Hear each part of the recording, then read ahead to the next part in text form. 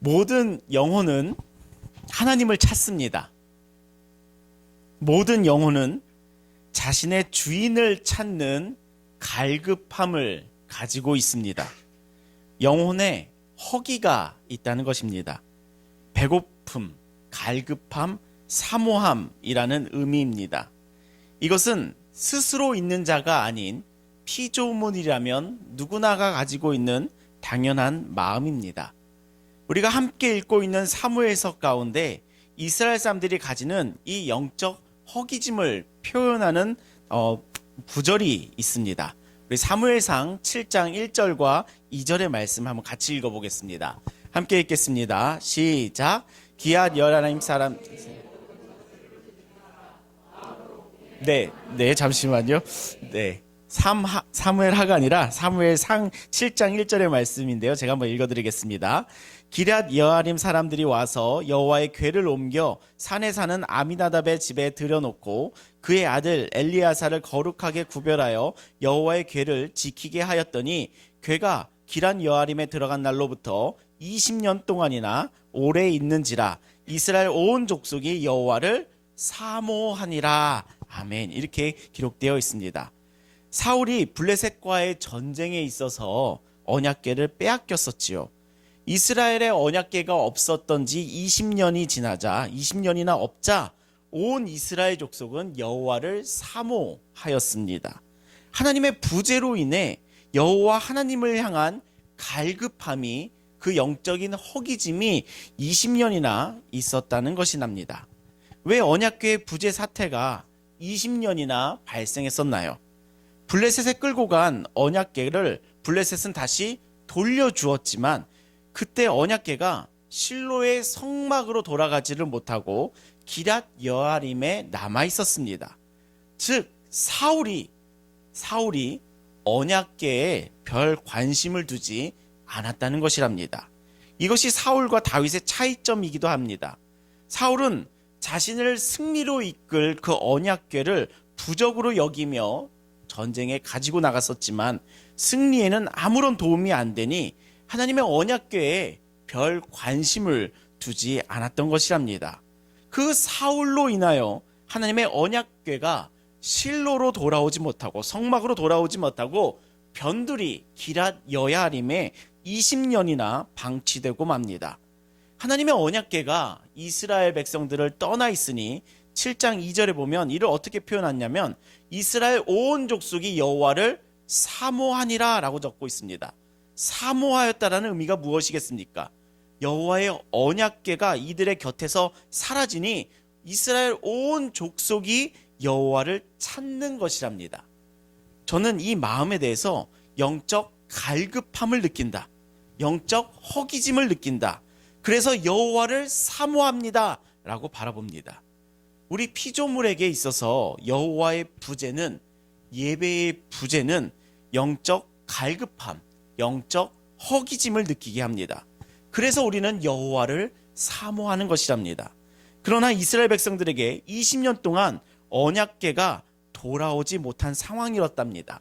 그 20년이라는 시간 동안 다윗은 성장하였고 사울은 죽었습니다. 2주 전 수요일에 보았듯이 다윗이 온 이스라엘의 왕이 되었습니다. 그리고 지난주 수요일에는 다윗이 온 이스라엘의 수도인 예루살렘을 점령하는 장면을 읽었습니다.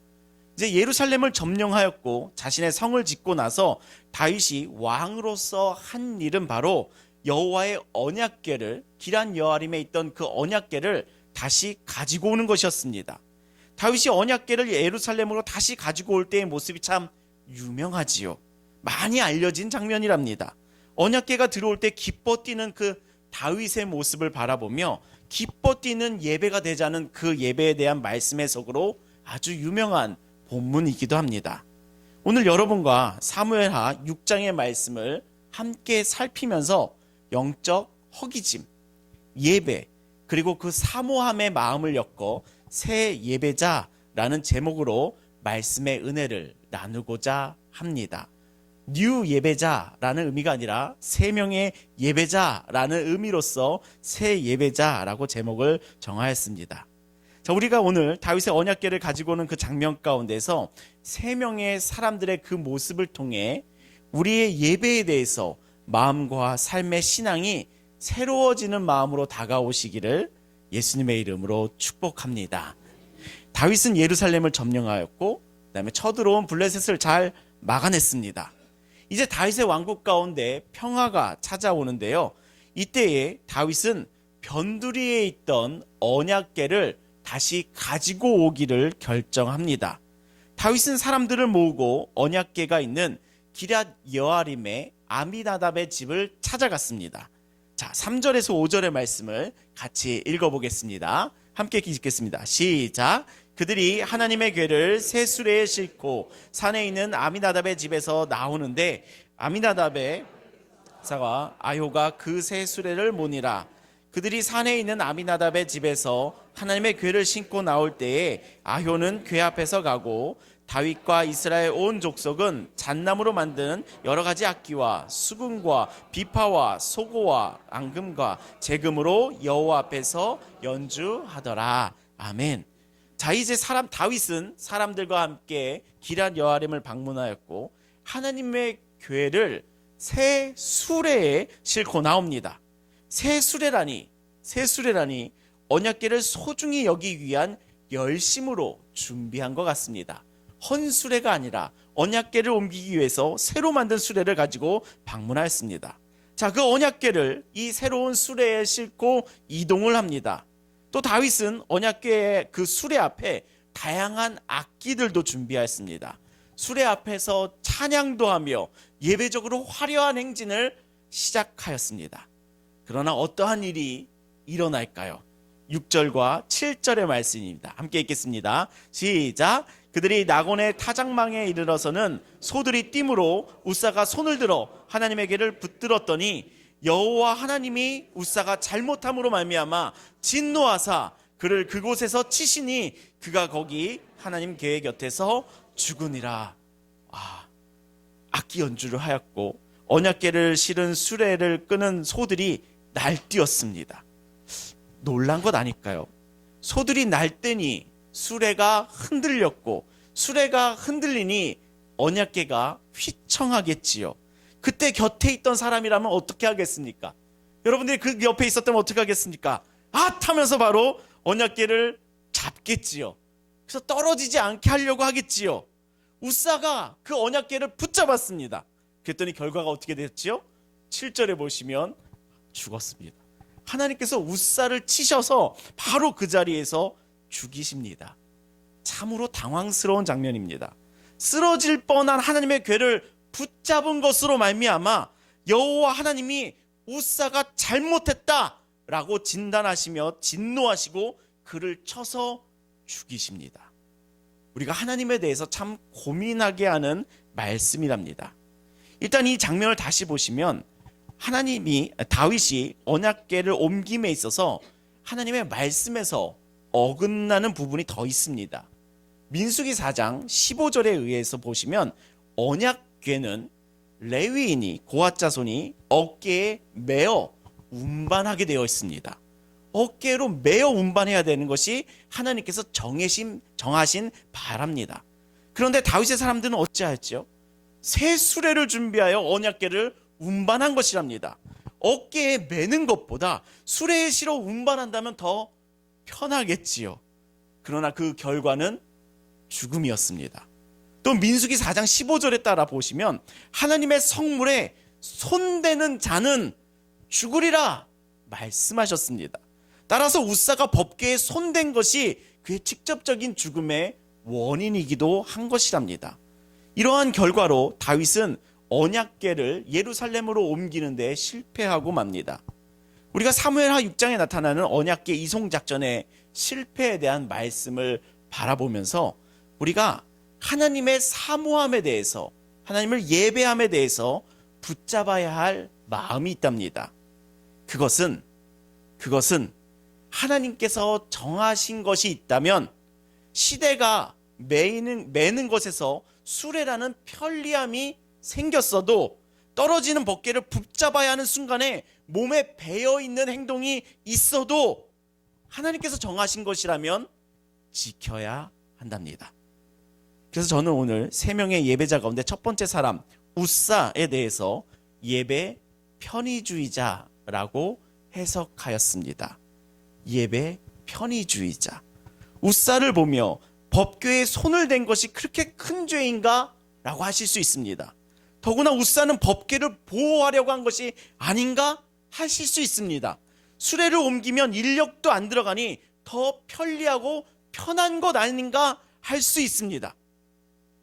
하나님을 바라보는 가장 근본적인 우리 피조물의 시선은 하나님은 우리 인생들이 경외함으로 섬겨야 하는 분이시지 우리 사람들에게 도움을 받으시거나 우리의 힘을 필요로 하시는 분은 아니라는 것을 분명한 선이 있으신 분이랍니다. 창조주와 피조물 사이에는 분명한 선이 있습니다. 하나님과 인간 사이에는 분명한 선이 있습니다. 그렇기에 하나님께서 정하신 것이 있다면 시대가 바뀌었고 편리한 방법이 있어도 좋은 동기와 마음을 가지고 있다고 할지라도 지켜야 할 것은 하나님의 선에서 지켜야 한답니다. 우리는 웃사와 같이 예배 편의주의자가 되는 것을 항상 경계해야 된답니다. 하나님께서는 시대착오적인 고리타분한 분으로 여기실지라도 지켜야 할 것은 지키게 하심으로 하나님의 하나님됨을 우리들에게 계시하셨답니다. 이 선을 넘을 수 있는 분이 하나님이시지 우리가 넘을 수 있는 선은 아니라는 점이랍니다. 이것이 우리가 하나님을 예배하는 이 사모하는 예배에서 첫 번째로 붙잡고자 하는 메시지랍니다. 우리는 다 이해할 수는 없어도 하나님께서 지키라고 하신 선이 있다면 지키는 것, 그것이 하나님을 예배하는, 하나님을 사모하는 신앙인의 믿음의 삶이랍니다. 우리 사랑하는 좋은교회 성도 여러분, 웃사와 같이 예배 편의주의자가 되는 것을 경계하시기를 예수님의 이름으로 축복합니다. 하나님께서 지키라고 하신 것은 굳건하게 지킬 수 있는 우리 믿음의 사람들 되시기를 예수님의 이름으로 축복합니다. 아멘. 하나님께서 우리가 다 이해할 수 없는 그 선을 그어놓은 것은, 선악과를 두시는 것은 누가 주인인가에 대한 말씀을 우리들에게 전하고 계신 거랍니다. 제가 외국의 한 교회 목사님의 설교 가운데 사용하신 예화인데 그 예화가 이러한 하나님을 바라보는데 정말 큰 도움이 되었어서 여러분들에게 소개해드리고자 합니다. 외국의 한 교회 가운데 주차장이 협소하였다고 합니다.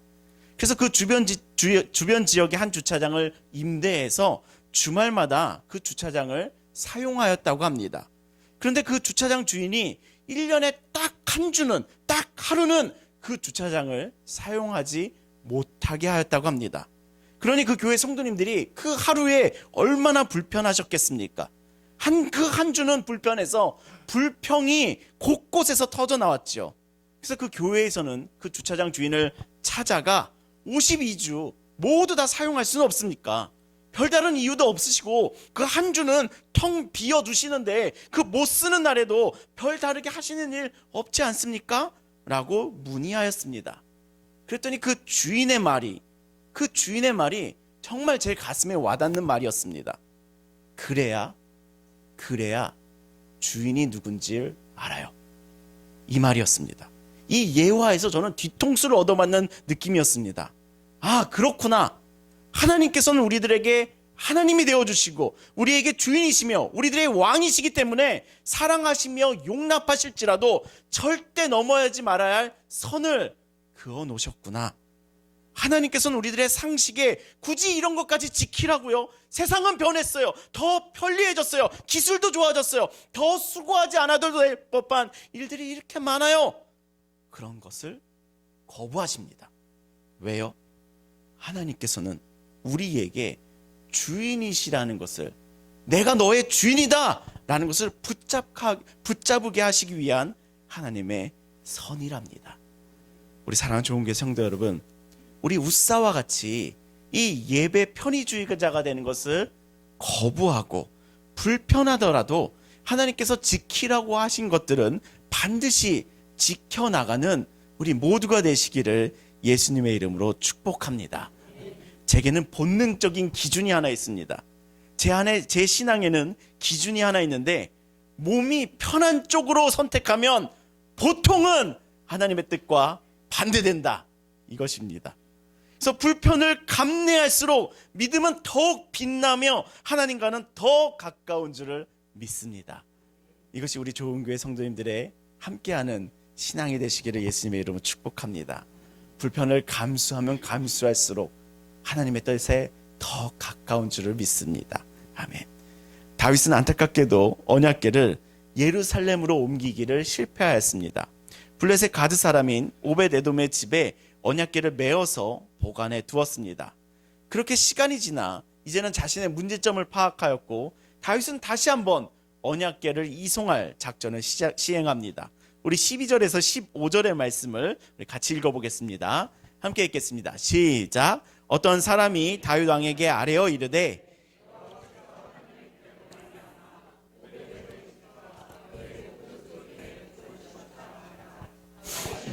하나님의 궤를 기쁨으로 메고 오벳에돔의 집에서 다윗성으로 올라올까세. 여호와의 궤를 맨 사람들이 6걸음을 가매 다윗이 소와 살찐 송아지로 제사를 드리고, 다윗이 여호와 앞에서 힘을 다하여 춤을 추는데 그때 다윗이 배 에봇을 입었더라. 다윗과 온 이스라엘 족속이 즐거이 환호하며 나팔을 불고 여호와의 궤를 메어 오니라. 아멘. 여기까지입니다. 이번에는 다윗이 여호와의 궤를 맨 사람들을 동원하여 이송을 시작합니다. 지난번과 같이 사고가 안 나자 다윗은 기뻐하며 제사를 드리고는 14절 여호와 앞에서 힘을 다하며 춤을 추며 나아갑니다. 다윗과 온 이스라엘 족속이 언약궤가 오는 것을 드디어 기뻐하고 환호합니다. 언약궤가 다시 돌아온 것을 온 이스라엘 족속이 기뻐하고 있는 모습을 보십시오. 사무엘상에서 언약궤를 빼앗긴 후에 20년간 온 이스라엘 사람들은 여호와를 사모하였다라고 하였었습니다. 그 사모하는 마음이 있었지만, 그 영적 허기짐이 있었지만, 언약궤를 가져오게 하시는 그 회복의 은혜를 주시니 드디어 그 허기짐이 채워지고, 그 영적 허기짐이 채워지는 은혜를 누리며 온 이스라엘이 기뻐하는 것이랍니다. 하나님을 찾는 그 마음들이, 그 영적인 허기짐이, 사모하는 마음이 하나님을 만남으로, 하나님을 예배함으로 그 마음의 해소가 찾아오는 것이지요. 예배란 내 안에 그 하나님을 찾는, 영적 허기짐을 찾는, 하나님을 찾는 마음이 해소되는 것이랍니다. 예배가 회복되면 세상이 줄 수 없는 풍요로움이 있습니다. 세상의 풍요로움이, 정말 줄 수 없는 그 풍요로움이 예배 가운데 있습니다. 세상 무엇으로도 우리의 영적 허기를 채워지지가 않는데요. 술로도, 담배로도, 관계로도, 남자로도, 여자로도, 온갖 취미로도 그 영적인 허기짐은 채울 수가 없습니다. 우리의 그 영적 허기짐을 세우는 것은 바로 하나님을 만남에 있고요, 그 하나님을 예배함에 있습니다. 예배를 통해 하나님께서 우리를 충만케 하시거든요.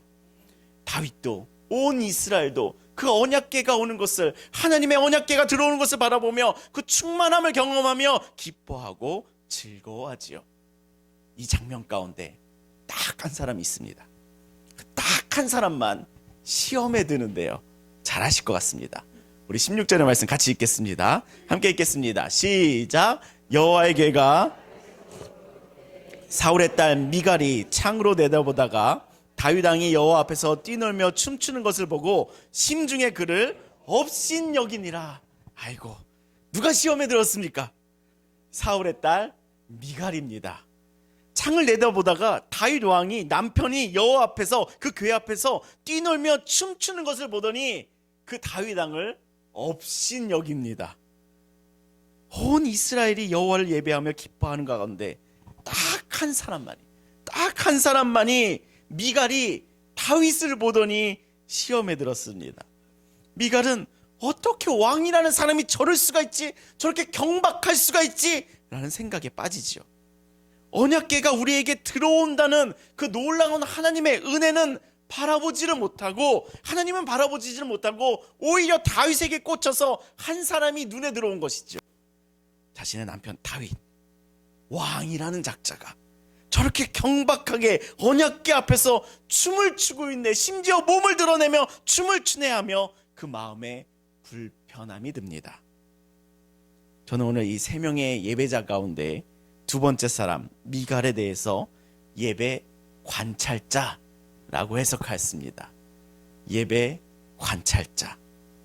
그 예배 관찰자, 상대의 예배를 판단하다입니다. 예배자로서 하나님을 바라보지를 못하고 상대를 바라보며 저건 예배가 아니야, 저런 모습은 예배가 아니야 라며 관찰하였고 판단하였습니다. 이러한 미갈에 대해서 하나님께서 어떻게 이야기하십니까? 23절 우리 같이 읽어보겠습니다. 시작. 그러므로 사울의 딸 미갈이 죽는 날까지 그에게 자식이 없느니라. 하나님께서는 우사와 마찬가지로 미갈도 벌하시지요.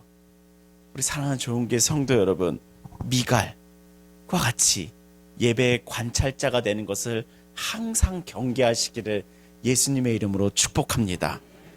우리가 교제함에서는 서로를 바라보며 서로를 격려하지만 우리의 예배는 하나님을 바라보는 것이랍니다.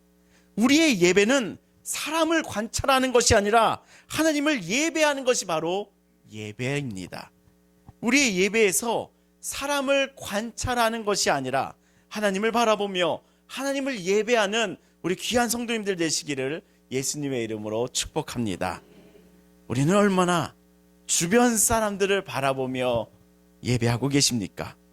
눈이 얼마나 이쪽 저쪽으로 돌아가는지 몰라요. 여기서 바라보시면 누가 예배 때 핸드폰 하고 있더라, 그래서 나는 새벽 예배 안 간다.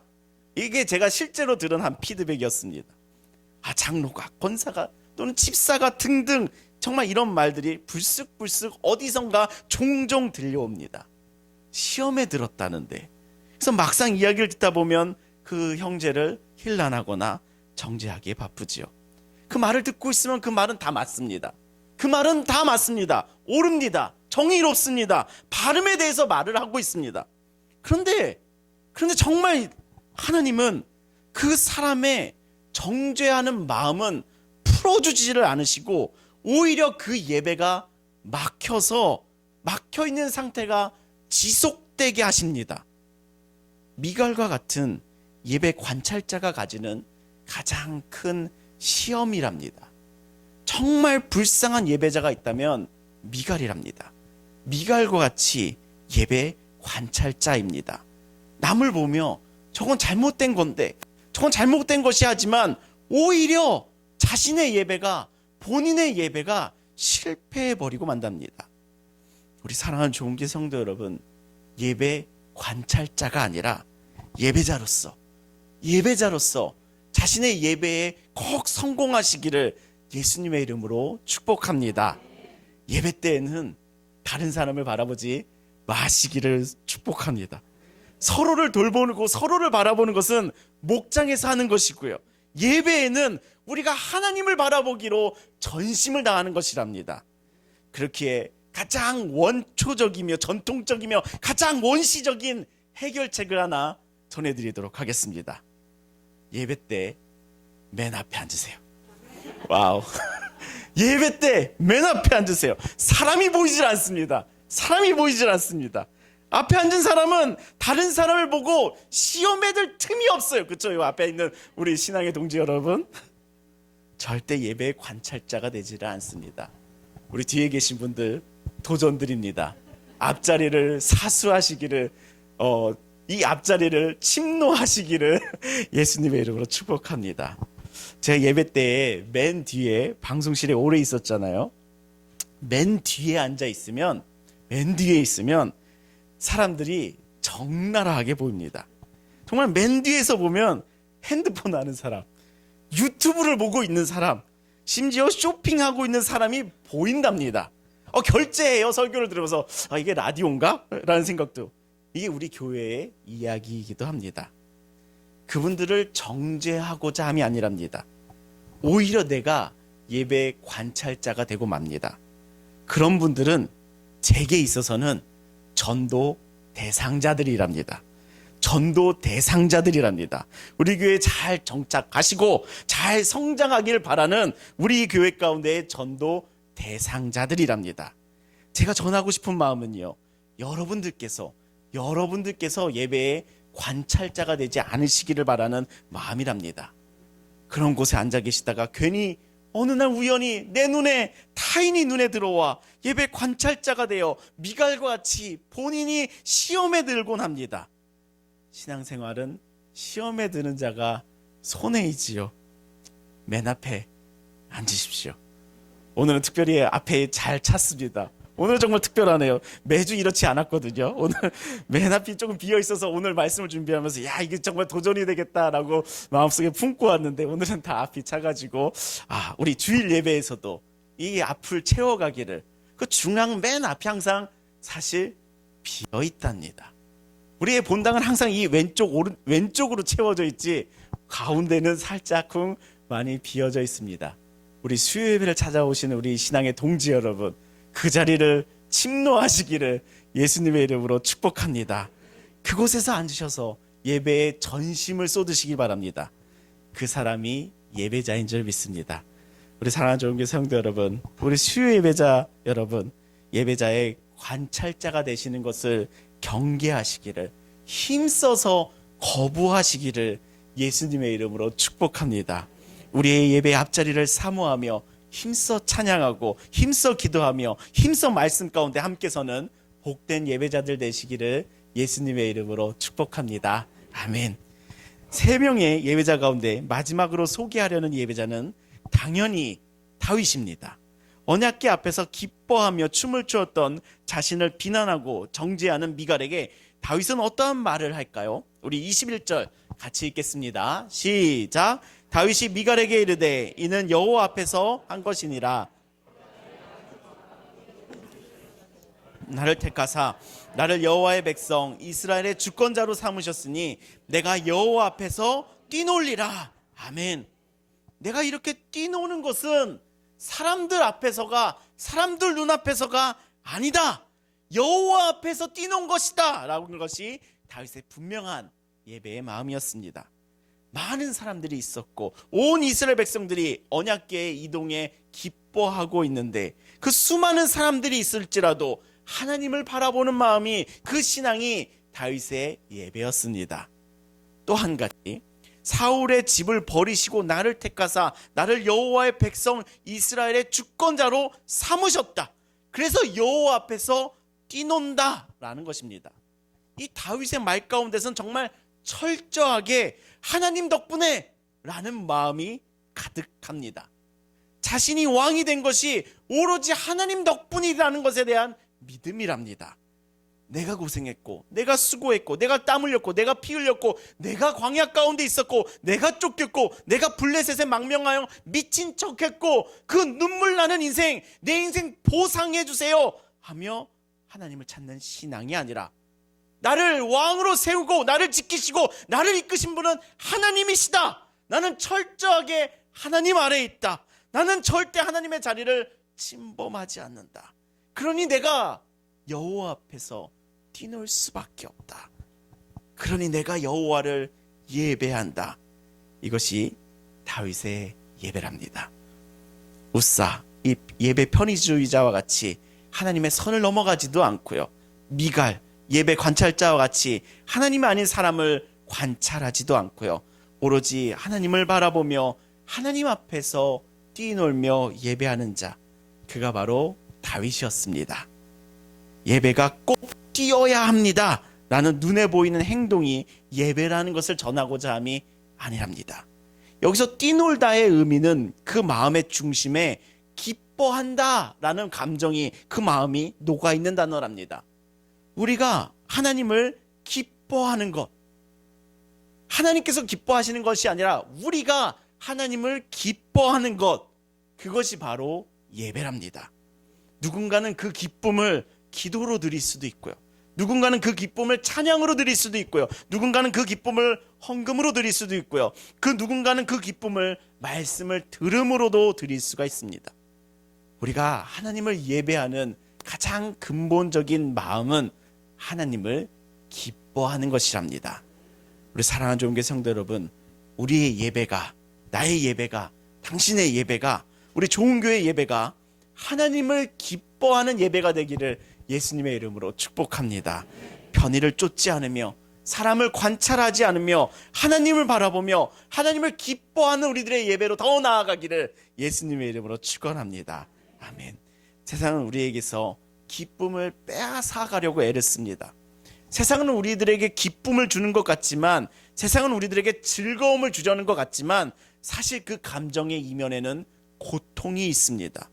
동전의 양면과 같이 기쁨 뒤에는 허기짐과 공허함이라는 그 고통을 남기는 것이 세상이 주는 기쁨의 이면이랍니다. 게임에 빠져보아도, 술에 빠져보아도, 관계에 빠져보아도, 취미에 빠져보아도 세상과 사람이 주는 기쁨의 이면에는 언제나 어둠이 도사리고 있습니다. 더 깊은 어둠으로 빠져들어가는 덫과도 같습니다. 하나님께서 주시는 그 기쁨을 빼앗으려 가려는 그 어둠이 존재한답니다. 우리 영혼들에게 있어서, 우리 믿는 신앙인들과 성도들에게 있어서 가장 근원적인 우리 영혼의 기쁨은 하나님과의 관계에서, 하나님과의 만남에서 온답니다. 하나님과의 충만한 관계에서 가장 큰 기쁨이 온지요.